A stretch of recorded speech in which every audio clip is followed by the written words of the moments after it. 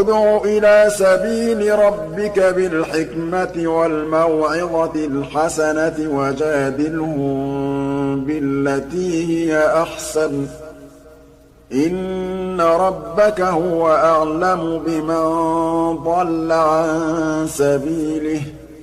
Sallallahu alayhi wa sallam and said, O Messenger of Allah, teach me an action that if I do this action, Allah subhanahu wa ta'ala love me and the people will love me at the same time.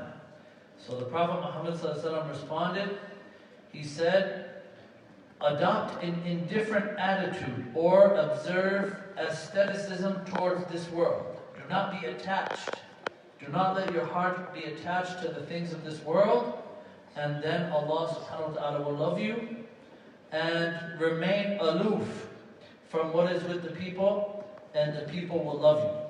So do not pay attention to the affairs of the people. Do not ask the people for anything, and the people will love you. And do not let your heart be attached to the things of this world, and Allah subhanahu wa ta'ala will love you. So what is the meaning of zuhd? Okay, zuhd, asceticism, okay, does not mean that you renounce everything in the world and you just live in a shack and you wear, wool and you just eat dried bread and drink water and things like this. No, okay? The real meaning of zuhd is you can have the good things of this dunya, but your heart isn't attached to these things. Okay, your heart isn't attached to these things, where if you lose them, you go crazy. Or if you don't have them, you have, anger fits and things like this. Okay? So having zuhd or being aesthetic is having the ability to have good things, right? You have $1 million in your bank account. You can buy a new Mercedes. You can buy a big mansion, but you know that all of these things are not the true things that make you happy. That the true wealth and the true richness is the richness of the heart.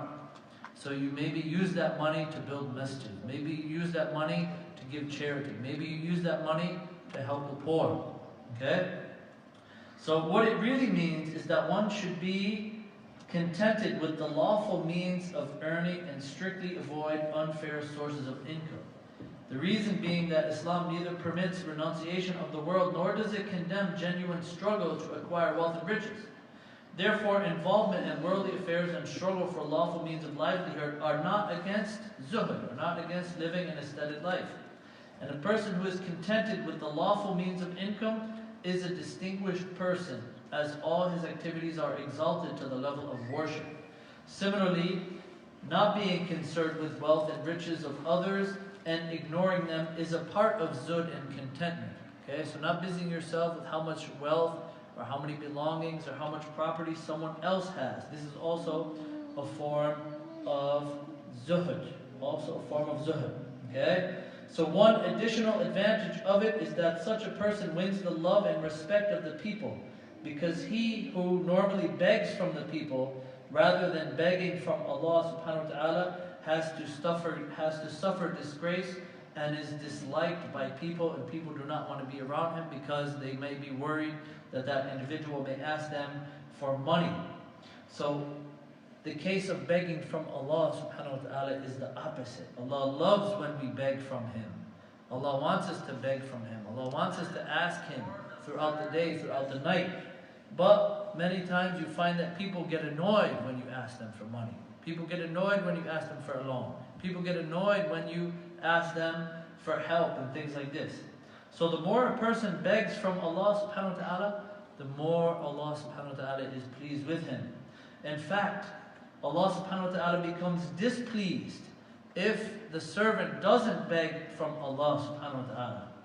So it may be that Allah subhanahu wa ta'ala, when you beg of Allah and when you knock on the door to ask Allah subhanahu wa ta'ala for something, Allah will never reject you. But unfortunately, you will find that maybe you go to another individual's house to help you, you knock on his door and he won't open the door for you because he knows you're going to ask him for something.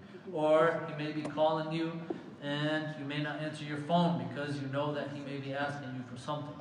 So beg Allah subhanahu wa ta'ala and do not attach your heart to the things of this dunya, have good things, and at the same time, do not ask the people for things unless you really, really need their help and assistance, and you'll find that Allah subhanahu wa ta'ala will love you, and that the people will love you as well. So we ask Allah to make us from those who Allah subhanahu wa ta'ala loves, and those who the people love as well. Jazakallahu khairan wa barakallahu feek. Assalamu alaikum wa rahmatullah.